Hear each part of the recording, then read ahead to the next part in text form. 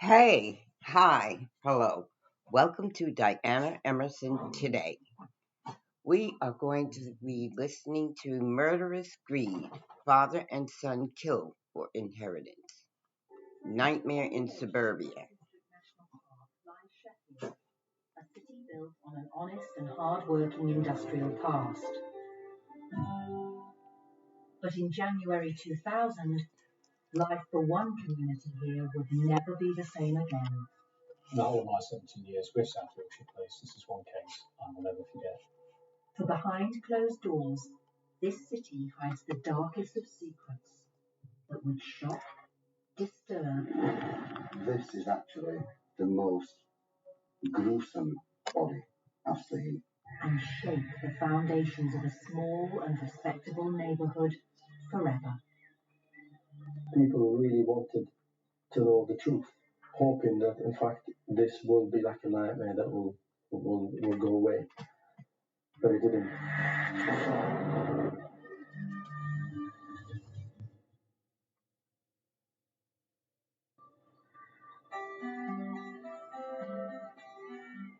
Sheffield, a city built on rolling hillsides, leafy, green and safe.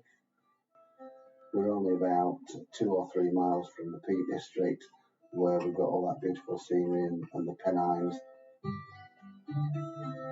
In the national crime figures, Sheffield was recently recognised as being the safest city in the country, and it keeps that accolade year on year. It's a safe place to bring up a family. But a tragic story was about to unfold here, where greed and betrayal would send shockwaves through one close-knit community. In 2000, Kettlebridge Road was off the beaten track, quiet and undeveloped. On January the 22nd, friends Glyn and Chris were walking to a tool shop when they spotted something out of the ordinary. We were walking down just talking and laughing and joking, and as we were walking on, we just saw this pink cloth bundle, as it were. It wasn't hidden at all. It was in plain view, like just waiting to be found. It were quite new and clean, so we knew it was just being put there.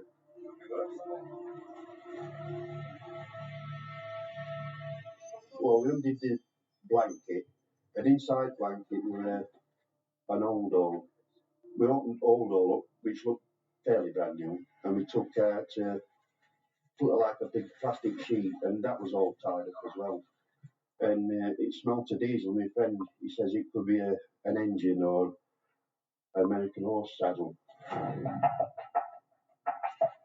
Thinking they may have found something of value, Glyn and Chris decided to examine it properly. It's about here, just here, where we actually opened bag. But I couldn't really make out what it was because it was such a funny shape. It was just a weird shape. They unwrapped the bundle and had the shock of their lives. And I touched top, and it was all brown, like clay. I looked, and you could see it was a dead body.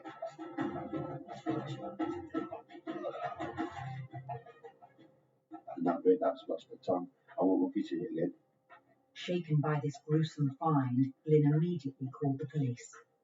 My fingers turned to rubber. I'm trying to hold phone and trying to phone up, and my fingers were I just couldn't get them to work. It's like my brain didn't know how to work my fingers.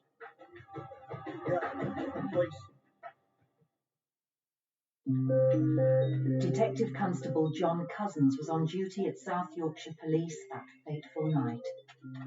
About 4 o'clock, the phone rang in the office, and it was one of the call handlers to say that somebody had found a package on Kettlebridge Road in Sheffield, and inside they believed they'd found a body. Obviously, we needed to get there as soon as possible to see what they found. Within minutes, the police arrived on the scene to examine the contents of the bag. It was curled up, sort of tucked up in a fetal position. You couldn't really see whether there was any hair or any clothing. so badly decomposed. We just had a quick look, and as soon as we realised that it was a human body, we backed away and left it where it was until the forensics team could arrive.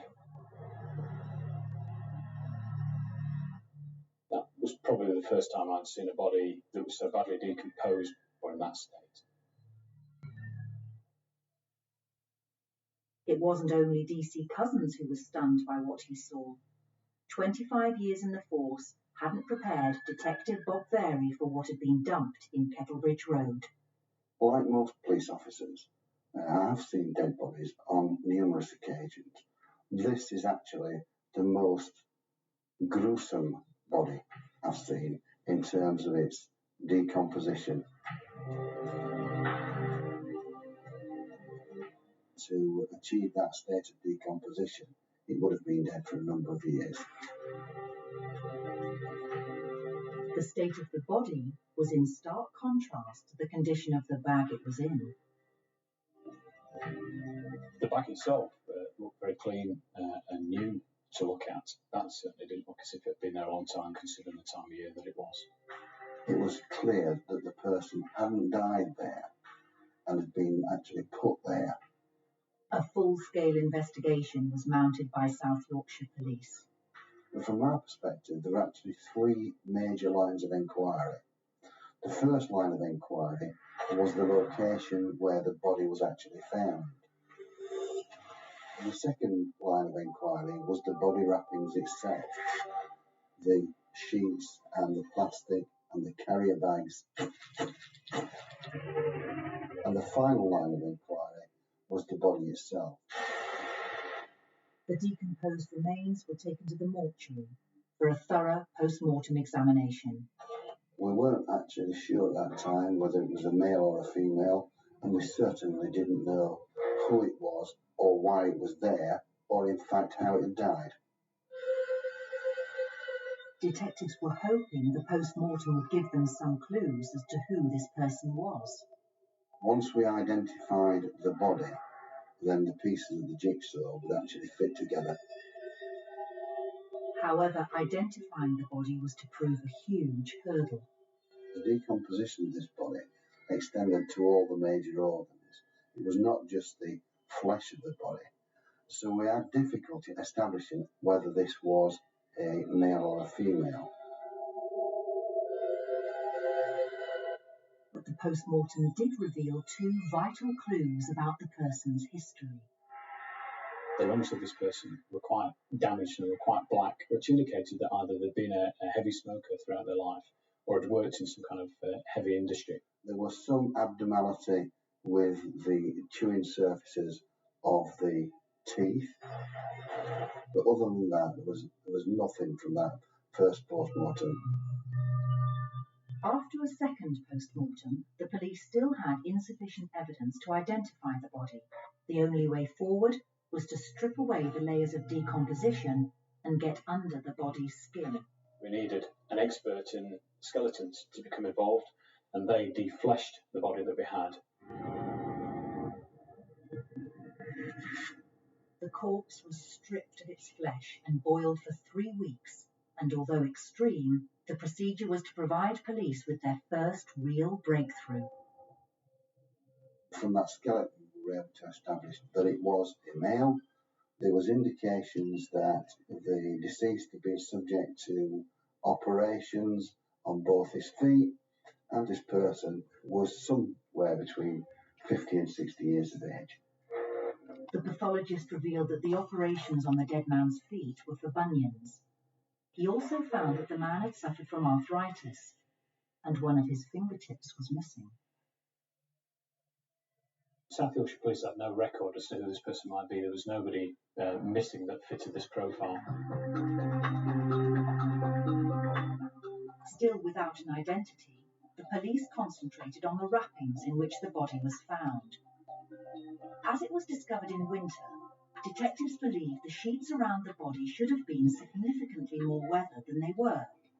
They were sent for detailed forensic examination. The soil and leaves found on the sheets were analysed by a botanist.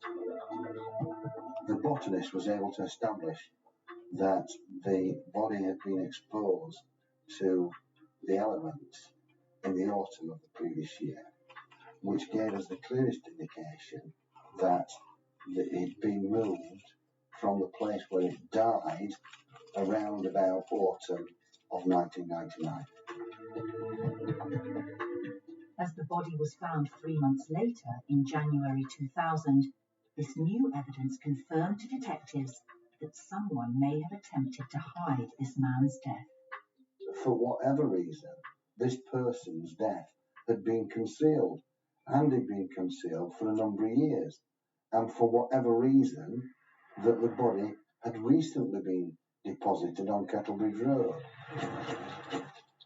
If that was the case, was there a more sinister reason for actually concealing this particular person's death? By March 2000, the investigating teams still hadn't identified the body, and the pressure was on. So if we didn't identify the person, then it could well have been that we had to close the inquiry down. The clock was ticking for detectives to turn this investigation around, and in a final attempt to crack the case, they turned to a forensic technique they had never used before. This was actually the last throw of the dice, because there was nowhere else for us to go.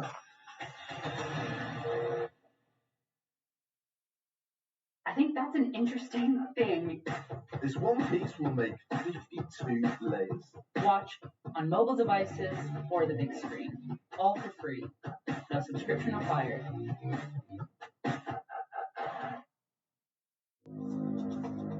After 2 postmortems, a defleshing and extensive forensic examinations, South Yorkshire Police was still unable to identify the decomposed human remains dumped by the side of a road in Sheffield in January 2000. This was a unique investigation because we had an unidentified body, no crime scene, and no cause of death in the initial stages of the inquiry. It was clear it was going to be difficult to find out who the person was and who was responsible because the body was so badly decomposed. There was nothing at the early stage, once we looked at it, to give us a clue at all as to who this person could have been. And so we turned to a new technique which had never been used previously by South Yorkshire Police. The body's face was going to be reconstructed in clay from its skull by a specialist team from Sheffield University. Facial reconstruction is generally the last resort and isn't used very often at all. But in cases where you've got an unidentified body and you don't have any DNA evidence or anything else that helps to identify them, facial reconstruction can make a really big difference. Nikki Taylor was one of the team responsible for creating the face. I'd never worked on a facial reconstruction case, certainly not a forensic case before, and so I was really excited. Individual skulls are particularly unique and determine the size and shape of your features. Whilst we can never get the defined features of someone's nose and someone's mouth, we can get a very good similarity. We can get the shape of their face and get a good resemblance to that individual. We were able to establish that the skull was from someone of Caucasian origin, but that could be someone from the UK, but could also be someone from the Middle East. So we decided to make 2 different casts to cover those different options. The painstaking process took Nikki and the team over a week to complete. It's almost like a reverse dissection process, and we layer the muscles that are closest to the skull first, and then the more superficial muscles on afterwards. Once we've got all of the muscles in place, that helps to give the face some shape, and then it's at that point we put on what we would call the skin layer. It was quite exciting waiting for that to be done to see whether or not, at the end of it all, we would actually have a face that we could work on. While the face was evolving, a detailed examination of the skull's teeth gave the police an important new clue. The surfaces of the teeth were actually extremely flat, and that was an indication that there was some type of constant chewing. Arabic parts of the world chew what's known as catweed, where they continue to chew quite often throughout the day, and that grinds the teeth down. With this new information, detectives began focusing their attention on the clay head with the more Middle Eastern features. Along with all the other medical facts they got, which indicated the ethnicity of this particular individual, it was becoming more and more apparent that we were looking at a member of an ethnic minority community. On the 20th of March 2000, South Yorkshire Police finally came face to face with the man whose badly decomposed body had been discovered 3 months earlier. When the clay head was made, we finally had an image. We had a face that we could finally put to this body, or give us a good indication as to what this person would have looked like. Although their unidentified body now had a face, detectives still needed someone to recognise him. The image gave us a fresh impetus with the inquiry and allowed us to go nationwide. We distributed and publicised this picture as far and wide as was possible, including national television. With such extensive publicity, the investigating team felt sure that someone would recognise the face, but no one came forward. Facial reconstruction works on instant recognition, so we were of the view that either we would get him identified really quickly or we would never find out who he was. In terms of publicity, we've done everything that we could, all of which did not bring about the identification of this person. Just as the police were giving up hope of ever establishing who this man was, the phone rang. One afternoon, out of the blue, we had a call from a member of our staff, a person who was working for South Yorkshire Police, who thought he knew the identity of this particular individual. Our colleague had opened a copy of the Sheffield Star and had seen the photographs of the clay head and the various pictures that we'd done and read the description. And on reading that, he was quite shocked to realise it was very similar to somebody that he knew and from his community and who he'd not seen or heard of for a couple of years. It was actually the first positive identification we got in the inquiry. It wasn't, I think it might be. He said, I am confident that that is Mohammed Nasser Ali. When you look at the picture and you look at the reconstruction that was undertaken, the similarity is absolutely staggering. Now we actually had a name to work with, and this was a good lead and a clear lead for us to do some more inquiries and to establish whether or not this person was had been the body that we had recovered. With a name to work on for the very first time, the police began to look into the records of Mohammed Nasser Ali, a retired steelworker, who had come to live in Sheffield in the 1960s from the Middle Eastern country, Yemen. Mohammed was a key member of the Yemeni community in Sheffield, very influential, very charismatic. He was very loud. He would be seen by people. Wherever he was, he would be noticed. And he tried his best to do the best for his family and even the community as much as he could do. Muhammad was a very generous person and very likable to the community, and he was kind as well and a person of value. He's the kind of person that wanted to help people all the time. But Mohammed had not been reported missing to the police. It was important that we actually made contact with the family. And obviously that was with a view to establishing if he was still there, if this was a case of mistaken identity. DC John Cousins headed straight to the address their colleague had given them. This elderly lady answered the door. We showed our identification, made sure that she knew who we were, and talked through why we were there. It turned out that she was divorced from Mohammed Nasser Ali and had been so for about 3 years. She told us that she believed he was in the Yemen or in Saudi Arabia. Despite being confident that her ex-husband was abroad, Fatima revealed that Mohammed's medical profile was very similar to that of the unidentified body. She confirmed that he'd had an operation to his feet because of bunions and also lost the tip of his finger during an accident several years ago. Both of which were key characteristics of the dead man. What Fatima was telling us was obviously quite crucial to the inquiry. So we telephoned that through to the incident room so that further inquiries could be done whilst we were speaking to Fatima.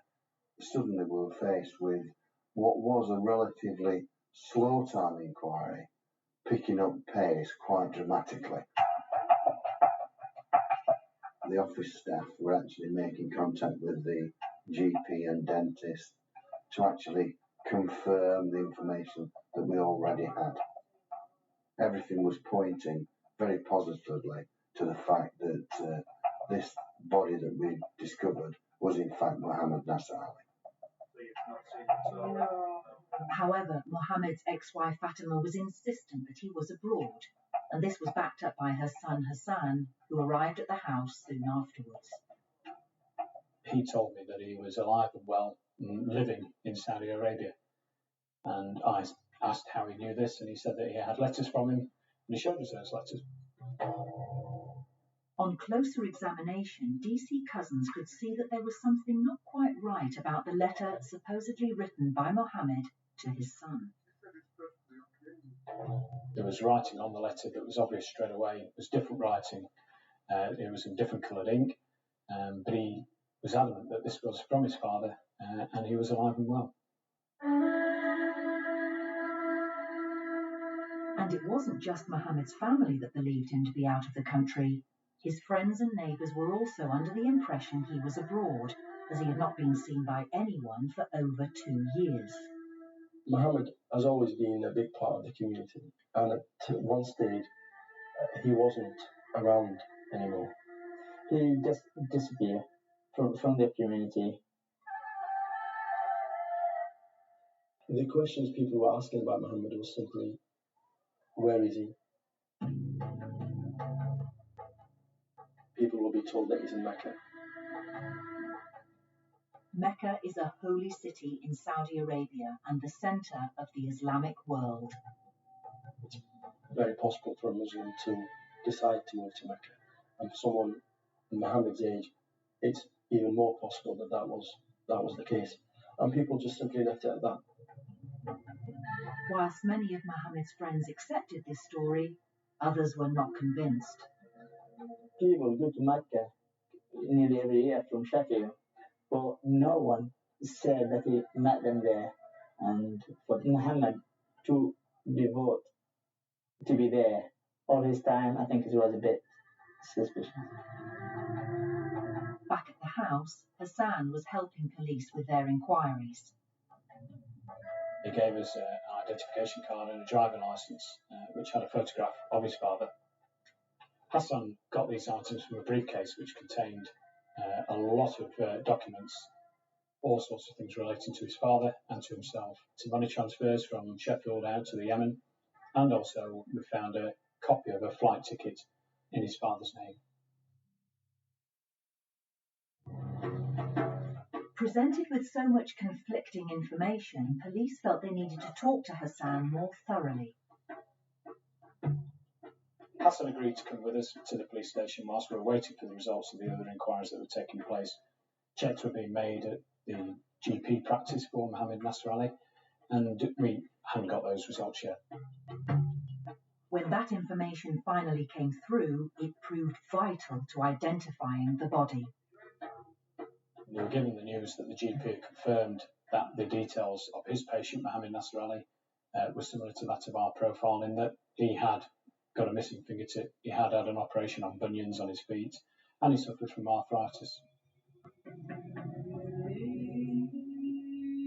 The police felt confident at last that they had identified their mystery body.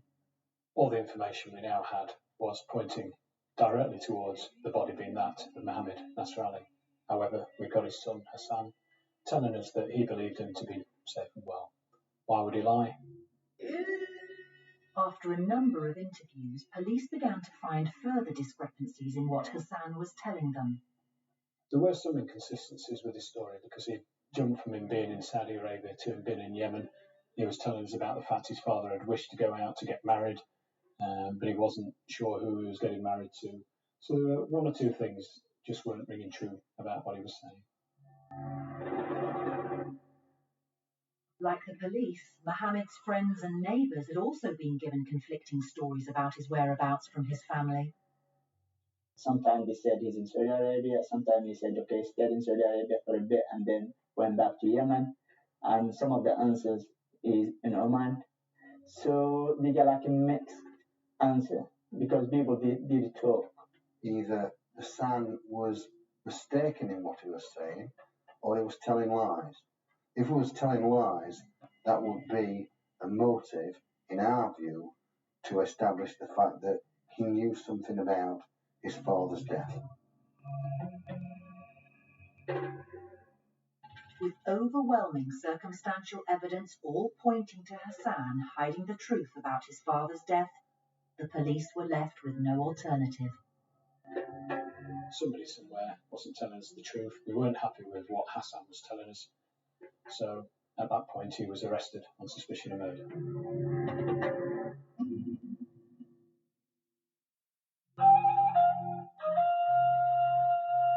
Using facial reconstruction, South Yorkshire Police had identified the decomposed body found dumped in Sheffield as 75-year-old Mohammed Nasser Ali. Detectives had still not established how, when, or why he had died. Although his son Hassan had been arrested on suspicion of murder, he continued to insist his father had moved abroad. He just kept continuing to tell us he's alive, and the body, he didn't know who that was, but it wasn't that of his father. Hassan even told us that his father had rung him from the Yemen back in 1997, and the fact that had he phoned, he must be alive, he must be safe and well. News of his arrest sent shockwaves through the neighbourhood. People in the community and even in Sheffield couldn't believe what's happened. I mean, a lot of members couldn't absorb it at that time. People really wanted to know the truth, almost hoping that, in fact, this will be like a dream, a nightmare that will go away. But it didn't. At Attercliffe Police Station, just as detectives had reached stalemate with Hassan, another family member arrived who would blow the case wide open. Kassan arrived, who was Mohammed Nasser Ali's grandson. I went out to speak to him at the front desk, and he told me that he wished to tell me how his grandfather had died. 17-year-old Kassan was Hassan's son. He was brought to the UK from the Yemen at the age of 2 and was taken in by his grandfather Mohammed. Hassan, to some extent, used to respect his granddad. Sometimes he called him dad as well. Respect him very well. And Muhammad, at the same talking, he used to look after him and treated him like his son. Mohammed brought Kassan up and was keen for him to get a good education. After separating from his wife Fatima, Mohammed moved 20 miles north of Sheffield to Doncaster and bought a house in his grandson's name. He was generous with him. Gassan had what any child would wish to have at the time. Kassan's father Hassan came to the UK in 1997 and moved in, but family life became strained.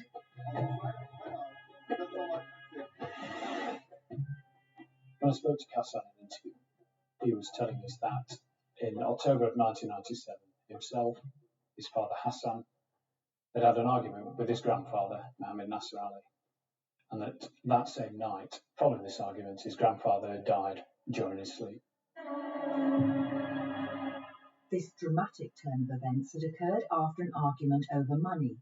Since arriving in the UK, Hassan had been demanding handouts from his father, and Mohammed had had enough.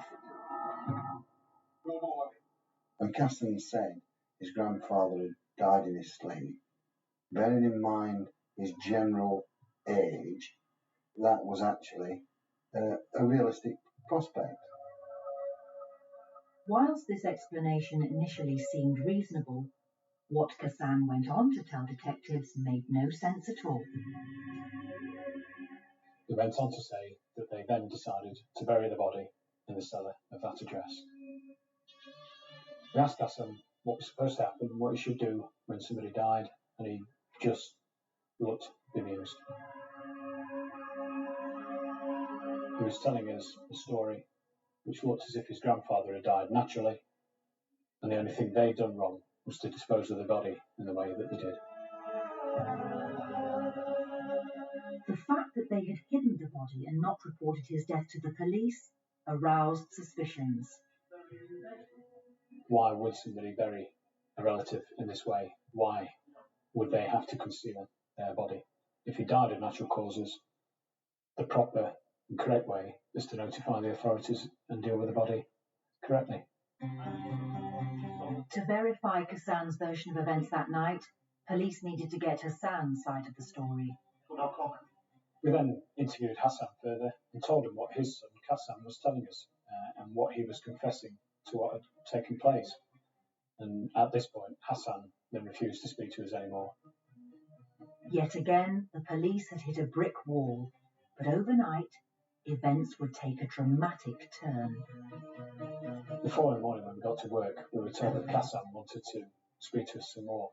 So we went for another interview with Kassan, and at this point, he changed the story again.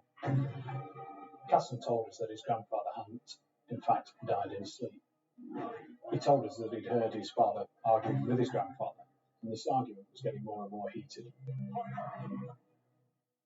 Kassan explained that he went into the living room where this argument was taking place, and at this point he saw his grandfather laid on the floor, with blood coming from his neck, and his father was holding a knife, standing over him.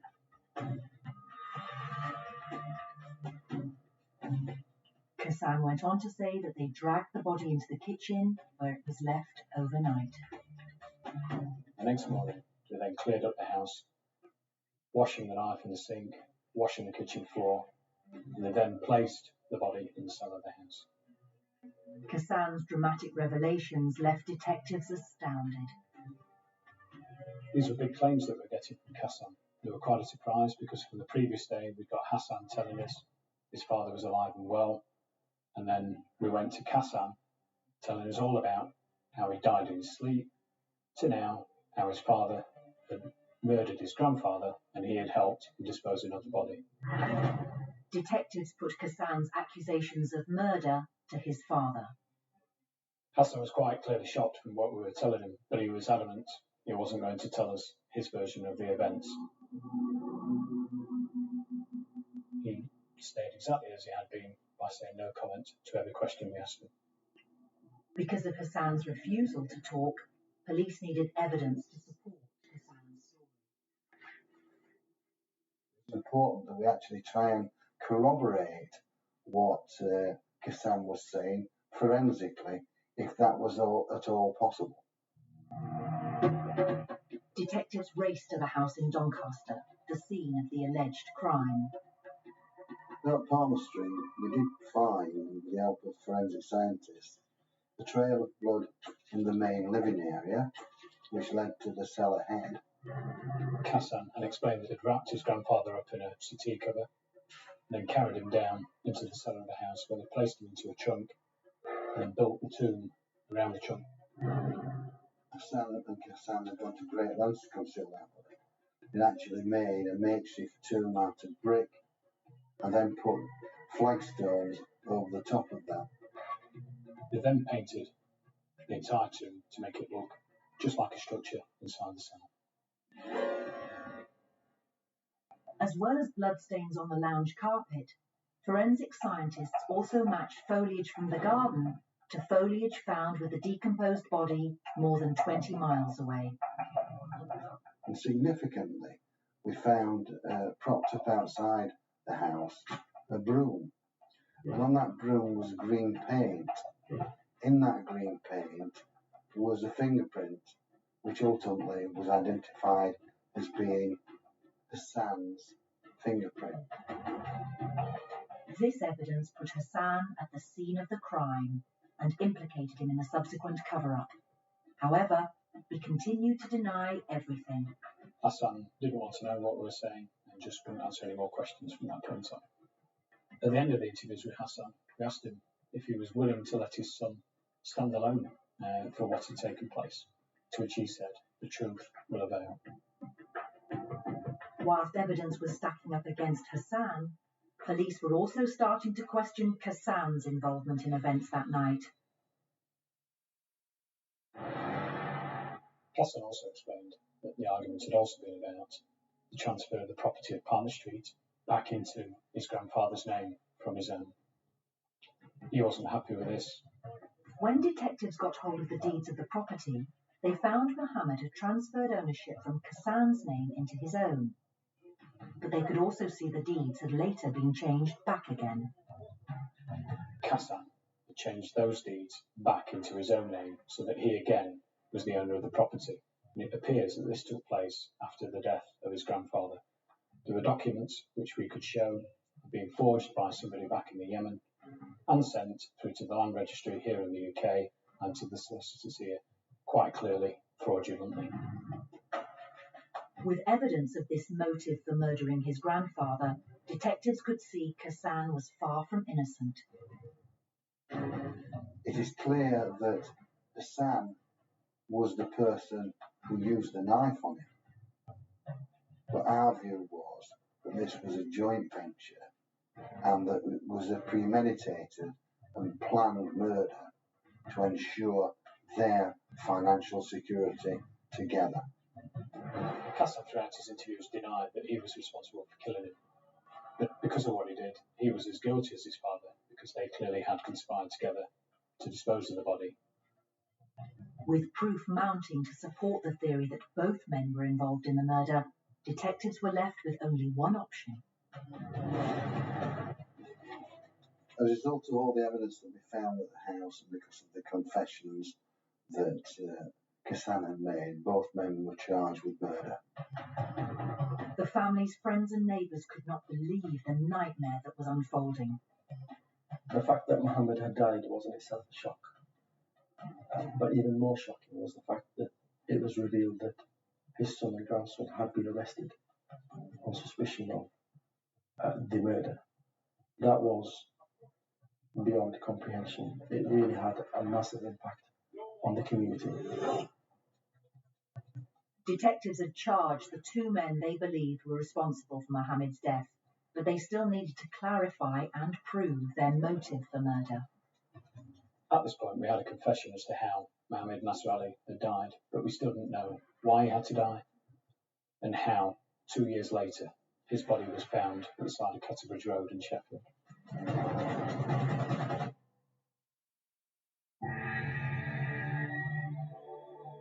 After a 3-month investigation, detectives had charged the son and grandson of Mohammed Nasser Ali with his murder. Police believed they had concealed the crime by burying his body in a tomb in the basement of the family house in Doncaster, where they had carried on life as normal. Both Hassan and Kassan continued to live at Palm Street in Doncaster for quite considerable time after they had buried their grandfather in the cellar. Throughout this time, whenever asked, Hassan was telling people who knew and wanted to know the whereabouts of Mohammed Nasser Ali the same story that he was telling us. Both father and son had successfully kept up the pretense that Mohammed was living back in the Middle East. I didn't notice anything about Hassan and Gassan, anything that's different at the time. There just simply wasn't anything, to me, that would suggest anything untoward has happened. But in the months following Mohammed's disappearance, some friends started to notice a difference in Hassan and Kassan's spending habits. When we began speaking to people in the Yemeni community, we quickly realised that they had noticed the change in the lifestyle of Hassan and Kassan. It was noticeable that they had come to some money and were spending it. But these friends had no idea what had gone on behind closed doors. Detailed investigations into Mohammed Nasser Ali's bank accounts uncovered a series of unusual financial dealings. We found a treasure trove of evidence for the financial transactions that had taken place. We discovered the fact that money had been, prior to his death, taken out from Mohammed Nasser Ali's account by either Kassan or Hassan, but subsequently, since he was murdered, his state benefits were being paid into an account to which both Hassan and Kassan had access to, and they used those funds. This money trail also extended abroad. We discovered a number of transactions with quite significant values, up to £6,500, going from the UK back to Aden in the Yemen, and subsequently on to the wife of Hassan, who still lived over in Aden. We were able to establish that Hassan had started to build a house in the Yemen, and clearly the funds from his father's estate was going to fund that project. Detectives also investigated the copy of an unused plane ticket to Yemen in Mohammed Nasser Ali's name, dated just before his disappearance in August 1997. Those inquiries led us to a person that the Yemeni community used in Sheffield, who would buy and sell tickets for people wishing to go back to the Yemen. He told us that he had purchased the ticket, having been asked by Mohammed Nasser Ali back in August of 1997 for a journey he wished to take. He then received a phone call from Hassan stating that his father no longer to use that ticket, and because he had no reason to think otherwise, he managed to refund that ticket for them. This planned trip to Yemen had been a cause for concern for Hassan and Kassan. It appears that Mohammed Nasser Ali was planning to return to the Yemen, possibly to get married again and to set up a different life. Because of this, Hassan and Kassan realised that their source of income wouldn't be as good. They had already transferred money from his account without his knowledge, and I believe that once he found out about this, that is when the argument started. That is what led up to his death.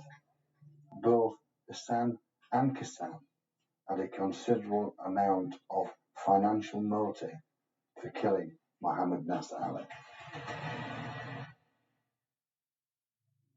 Not content with living off Mohammed's benefits, savings and pension for nearly 2 years after his murder, and confident that they'd got away with their crime, Hassan and Kassan wanted more.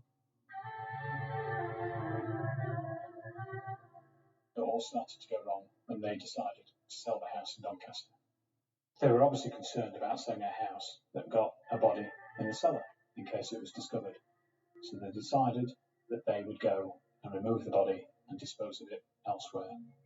Kassan's confession revealed how they had exhumed his grandfather's body from its makeshift tomb, and police corroborated this with the discovery of credit card receipts. Kassan, following the instructions of his father, went to a DIY store where he bought some plastic sheeting, a shovel, and some other items in order to remove the body from the house. His father had also told him to buy some diesel because he knew that that would hide the smell of the decomposition of the body.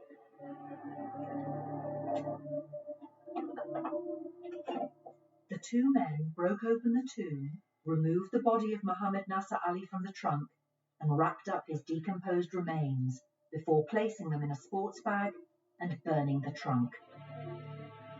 Using Kassan's car, they put the bag in the boot of the car with the grandfather's body inside and drove to Sheffield, and they literally threw the body out from the back of the car onto the side of Kettlebridge Road.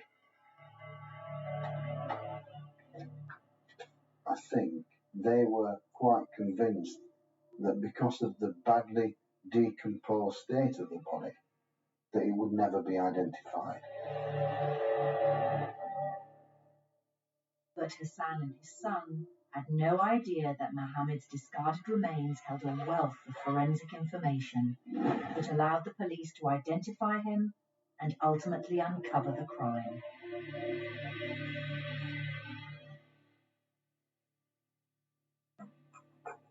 In March 2001, Hassan Nasser and his son Kassan Mohammed were tried for the murder of Mohammed Nasser Ali at Sheffield Crown Court. Both pleaded not guilty. Details from Kassan's signed confession led police to collect substantial forensic evidence which placed both men at the scene of the crime and implicated them in its cover-up. This, combined with evidence of a series of financial embezzlements, resulted in a swift outcome. In just a week, both men were found guilty of murder and sentenced to life in prison for an act that the judge described as violent and brutal. It is rewarding when such hard work results in a conviction because it was a brutal murder and both Kassan and Hassan deserved their sentences.